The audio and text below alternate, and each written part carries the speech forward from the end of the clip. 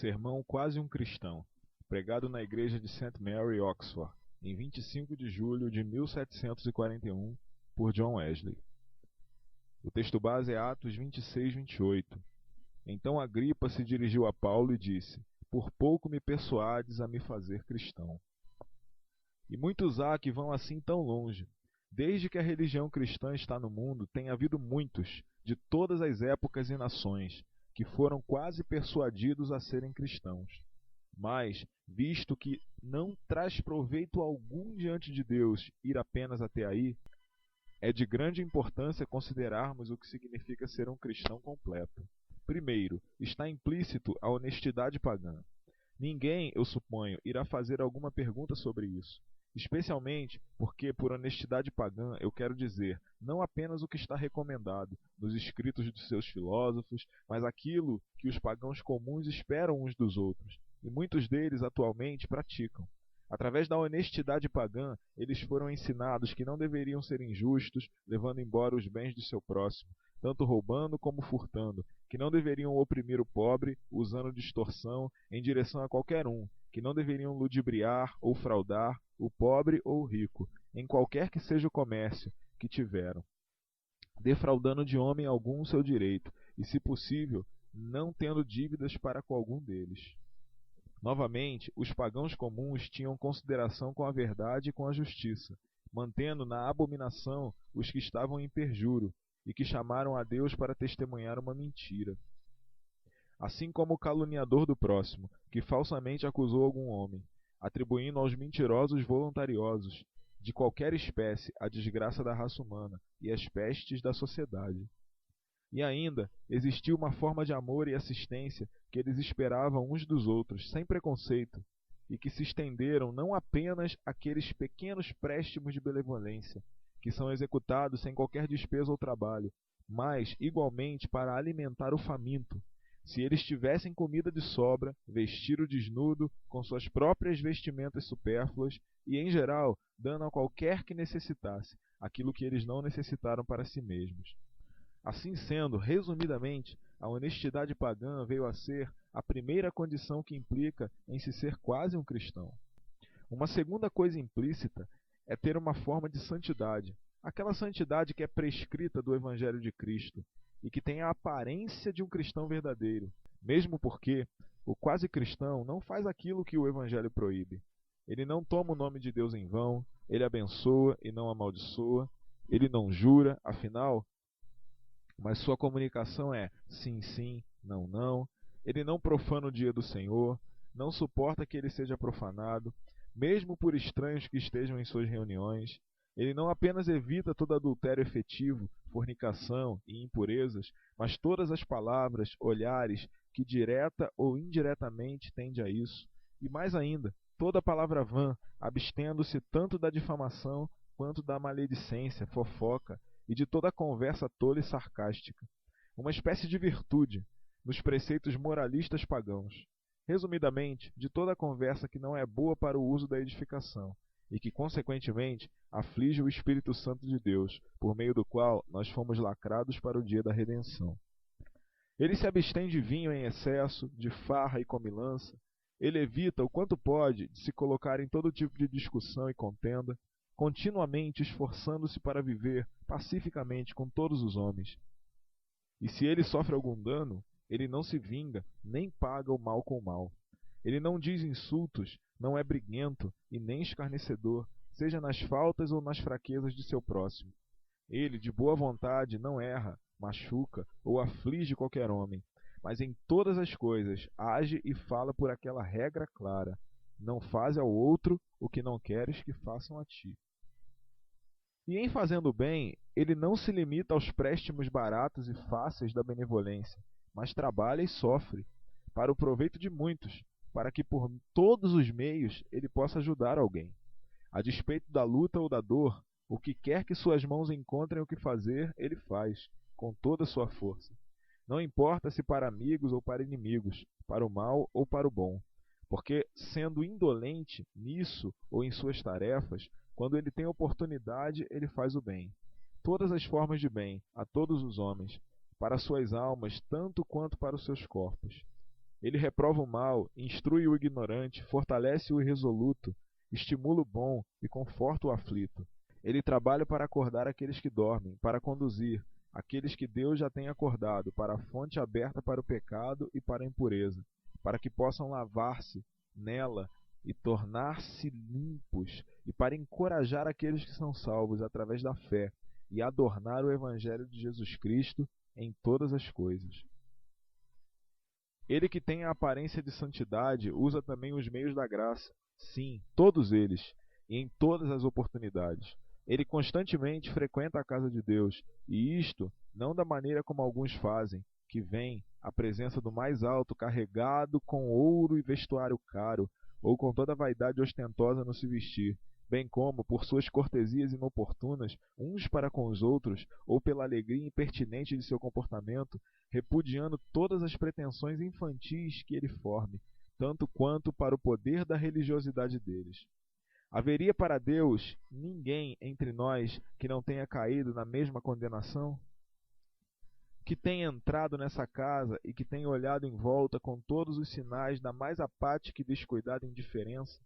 Embora algumas vezes possa parecer usar a oração a Deus para suas bênçãos, naquilo que esperam, que durante todo o serviço maravilhoso estão dormindo ou reclinados, na postura mais conveniente para isto, ou quando supõem que Deus esteja dormindo, falando uns com os outros ou espiando ao redor, como extremamente isentos de qualquer ocupação?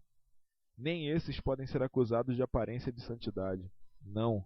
Aquele que tem mesmo isso se comporta com seriedade e atenção em todas as partes do serviço solene, mas, especialmente quando ele vem à mesa do Senhor, não é um comportamento leviano e descuidado, mas com aparência, gestos e conduta, que falam nada mais do que Deus seja misericordioso comigo, que sou um pecador. Para isso, se acrescentarmos o uso constante da oração familiar por aqueles que são os chefes das famílias e reservando um tempo para os endereçamentos privados a Deus, com uma seriedade diária de comportamento, ele que uniformemente pratica essa religião exterior tem a aparência de santidade, necessitando de apenas uma coisa, com o objetivo de ser quase cristão: a sinceridade. Por sinceridade, eu quero dizer um princípio religioso real e interno, de onde essas ações exteriores fluem. E realmente, se nós não temos isso, nós não temos a honestidade pagã. Não, nem tanto dela, como para responder à discussão do poeta epicurista, dado aos prazeres da vida. Mesmo esse pobre patife, em seus intervalos de sobriedade, é capaz de testificar que os homens de bem evitam o pecado de amar a proibidade, os homens perniciosos, o pecado do medo da punição. Assim sendo, se algum homem deixa de praticar o mal para evitar a punição, a perda de seus amigos, seu ganho ou sua reputação, deveria, igualmente, fazer sempre o bem, usando de todos os meios da graça. Ainda assim, mesmo não praticando o mal e fazendo sempre o bem, não é possível assegurar que esse homem é mesmo quase um cristão, porque se ele não tiver princípio melhor em seu coração, ele será apenas um hipócrita. Sinceridade, por conseguinte, está necessariamente comprometida em ser um quase cristão. O objetivo real de servir a Deus, um desejo ardente de fazer a sua vontade, necessariamente implica que um homem tenha uma ideia sincera de agradar a Deus em todas as coisas, em todas as suas conversas, em todas as suas ações, em tudo o que ele faz, ou deixa sem fazer. Esse objetivo, se algum homem for quase cristão, segue através de todo o teor da sua vida. Esse é o princípio propulsor em fazer o bem e abster-se do mal, e usando as ordenanças de Deus. Mas aqui deverá provavelmente ser inquirido: é possível que algum homem possa chegar tão longe, e não obstante ser alguém quase cristão? Quanto mais é necessário para que ele seja um completo cristão? Em primeiro lugar, eu respondo que alguém pode ir até mais longe e ainda assim ser apenas um quase cristão. Irmãos, grande é minha audácia com respeito a vocês nesse interesse. E perdoem-me esse erro, se eu declaro minha insensatez no que anuncio publicamente, para por causa de vocês e do Evangelho. Sujeito-me então a falar livremente de mim mesmo, exatamente como de outro homem. Eu estou contente em ser humilhado, para que vocês sejam exaltados, e para ainda mais desprezível, para a glória do meu Senhor. Eu tenho ido assim, tão longe, por muitos anos, como muitos desses lugares podem testificar, usando diligência para evitar todo mal e ter uma consciência isenta da ofensa, resgatando o tempo e em toda oportunidade, fazendo todo o bem a todos os homens, constantemente e cuidadosamente, usando todos os meios públicos e todos os meios privados da graça, esforçando-me na busca de uma sinceridade firme de comportamento, todo o tempo e em todos os lugares, e Deus é meu testemunho diante de quem eu permaneço, fazendo tudo isso com sinceridade, tendo um desígnio real de servir a Deus, um desejo ardente de fazer todas as suas vontades, para agradar a Ele que tem me chamado para lutar uma boa luta e para assegurar a vida eterna. Ainda assim, minha própria consciência testemunha no Espírito Santo que todo esse tempo eu tenho sido, a não ser um quase cristão. Se for inquirido, o que é mais necessário, além disso, para que seja um cristão completo? Eu respondo, o amor a Deus, porque assim diz sua palavra. Você irá amar o Senhor seu Deus com todo o seu coração, com toda a sua alma, com toda a sua mente e com toda a sua força. Tal amor é esse, como que se apoderando de todo o coração, como acolhendo todas as afecções, como preenchendo a capacidade total da alma e empregando a mais extrema extensão de todas as suas faculdades. Ele que assim ama o Senhor seu Deus, seu espírito continuamente regozija-se em Deus, seu Salvador. Seu deleite está no Senhor, seu Senhor e seu tudo, a quem em tudo dá graças. Todo o seu desejo está no Senhor e para a lembrança do seu nome. Seu coração está sempre clamando, quem mais eu tenho no céu a não ser a ti? E não há ninguém sobre a terra que eu deseje além de ti. Realmente, o que mais ele deve desejar além de Deus? Não o mundo ou as coisas do mundo, porque ele está crucificado para o mundo e o mundo crucificado para ele. Ele está crucificado para o desejo da carne, o desejo do olho e o orgulho da vida.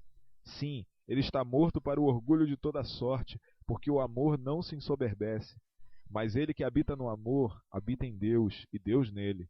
É menos do que nada para seus próprios olhos. O amor ao próximo. Para isso diz nosso Senhor nas seguintes palavras: deves amar o teu próximo como a ti mesmo.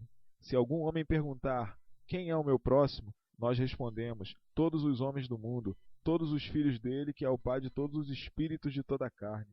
Nem nós podemos excluir nossos inimigos, ou os inimigos de Deus e suas próprias almas. Mas todo cristão ama esses também, como a si mesmo, sim, como Cristo nos amou.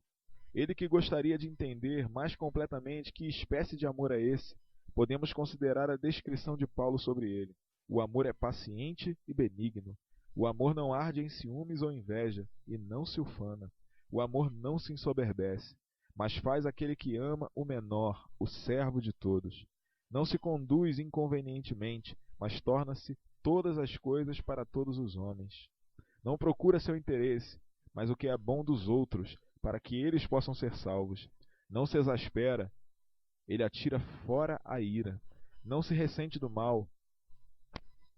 Ele não se alegra com a injustiça, mas regozija-se na verdade. Ele protege todas as coisas, acredita em todas as coisas, espera todas as coisas, suporta todas as coisas. Existe ainda uma coisa mais que pode ser separadamente considerada, embora ela não possa atualmente ser separada da precedente, na qual está subentendido ser um cristão completo, e que é o alicerce de todas elas, mesmo da fé. Todo aquele, diz um amado discípulo, que acredita que é nascido de Deus, para tantos quantos o receberam, deu o poder de se tornarem filhos de Deus, até mesmo aqueles que acreditam em seu nome. E essa é a vitória que supera o mundo, mesmo a nossa fé. Sim, nosso Senhor declara, ele que acredita no Filho tem a vida eterna, e não é condenado, mas passa da morte para a vida. Mas que homem algum iluda a sua própria alma. Deve ser notado diligentemente que a fé, a qual não conduz ao arrependimento, ao amor e todas as boas obras, não é aquela fé viva e justa, mas é a fé morta e diabólica. Porque mesmo os demônios acreditam que Cristo tenha nascido de uma virgem, que ele forjou todas as formas de milagres, declarando a si mesmo verdadeiramente Deus. que por nossa causa ele sofreu a maioria das dores da morte, para nos redimir da morte eterna, e que ele se ergueu no terceiro dia, que ele ascendeu aos céus e senta-se à direita do Pai, e que no fim dos tempos voltará para julgar os vivos e os mortos. Esses artigos de nossa fé, eles acreditam, e igualmente em tudo o que está escrito no Velho e no Novo Testamento. Mas ainda, apesar de terem toda essa fé, ainda assim, eles não são mais nada do que demônios. Eles permanecem ainda na condição abominável deles, necessitados da verdadeira fé cristã. A fé cristã, correta e verdadeira, para usar as palavras de nossa própria igreja, não é aquela que nos faz acreditar nas Escrituras Sagradas e nos artigos de nossa fé como verdadeiros, mas é aquela que, além disso, nos traz a confiança e segurança de sermos salvos da condenação eterna através de Cristo. Essa é a verdadeira crença e confiança, a qual o homem tem em Deus, a de que, pelos méritos de Cristo, seus pecados foram perdoados, que ele está reconciliado para o favor de Deus, a respeito de quem ele segue com o coração afetuoso para obedecer os seus mandamentos. Agora, quem quer que tenha essa fé, que purifica o coração pelo poder de Deus que habita nele, do orgulho, da ira, do desejo, de toda a iniquidade, de toda a impureza da carne e espírito, e que o preenche com um amor mais forte que a morte, tanto para com Deus como para com toda a humanidade, amor que realiza as boas obras de Deus, glorificando para despender-se e consumir-se por todos os seres humanos, e que suporta com alegria não apenas a repreensão de Cristo, que o homem escarneceu, desprezou e odiou, acima de todos os homens, mas tudo quanto a sabedoria de Deus permita a malícia dos homens ou dos demônios impor. Quem quer que tenha essa fé operando assim, por amor, não é alguém que é quase, mas é alguém que é um cristão completo. Mas quais são os testemunhos vivos dessas coisas? Eu imploro a vocês, irmãos, como na presença desse Deus, diante de quem inferno e destruição estão sem cobertura, quanto mais os corações dos filhos dos homens, que cada um de vocês possa perguntar a seu próprio coração: eu faço parte desse número? Eu tenho praticado justiça, misericórdia, verdade e mesmo as regras que a honestidade pagã requer? Se for assim, eu tenho o perfil verdadeiro de um cristão? A aparência da santidade? Eu me abstenho do mal, de tudo que é proibido nas palavras escritas de Deus? Eu realizo tudo o que está ao alcance das minhas mãos com todas as minhas forças? Eu seriamente uso as ordenanças de Deus em todas as oportunidades? E tudo isso é feito com um desígnio e desejo mais sinceros para agradar a Deus em todas as coisas. Existem muitos de vocês conscientes de que vocês nunca chegaram tão longe, que vocês não têm sido nem mesmo quase cristãos, que vocês não têm chegado ao modelo da honestidade pagã, pelo menos não para a aparência da santidade cristã. Muito menos, Deus tem visto sinceridade em vocês, o objetivo real de agradá-lo em todas as coisas. Vocês nunca pretenderam, a esse tanto, devotar todas as suas palavras, obras, seus trabalhos, estudos, diversões para a glória dele.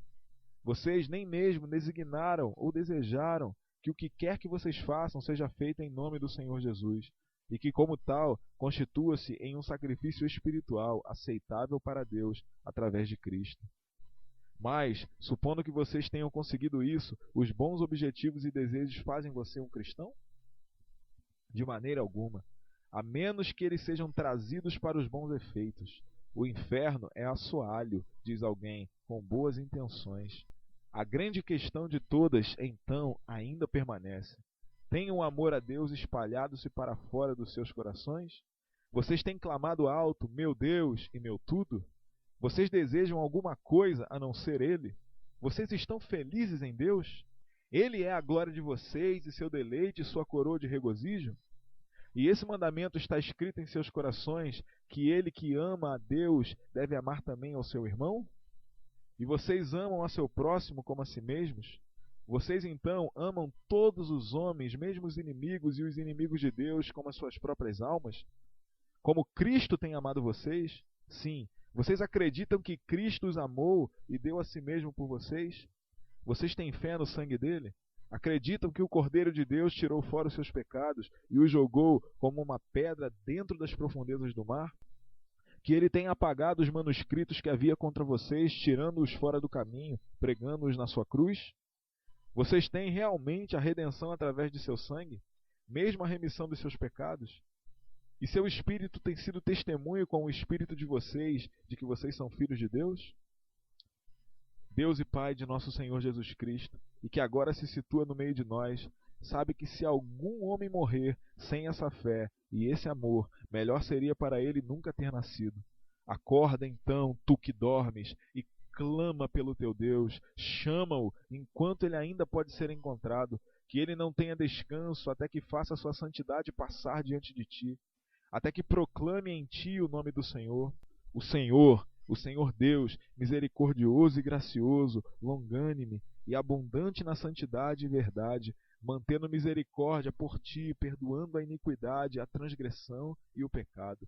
Não deixa homem algum te persuadir, por meio das palavras vãs, e descansar um pouco daquele prêmio do teu grande chamado. Mas clama a ele dia e noite, aquele que, enquanto nós estávamos sem forças, morreu pelo descrente, até que tu saibas em quem deves acreditar e possas dizer: meu Senhor e meu Deus. Lembra-te sempre de orar e não desfalece, até que ergas as tuas mãos para os céus e declares a ele que vive para sempre e sempre: Senhor, tu que sabe todas as coisas, sabes que eu amo a ti. Que possamos todos assim experimentar o que é ser não apenas um quase cristão, mas um cristão completo, estando justificados gratuitamente por sua graça, através da redenção que está em Jesus, sabendo que nós temos paz com Deus por meio de Jesus Cristo, regozijando-nos na esperança da glória de Deus e tendo o amor de Deus espalhado por todos os lados em nossos corações pelo Espírito Santo dado a nós.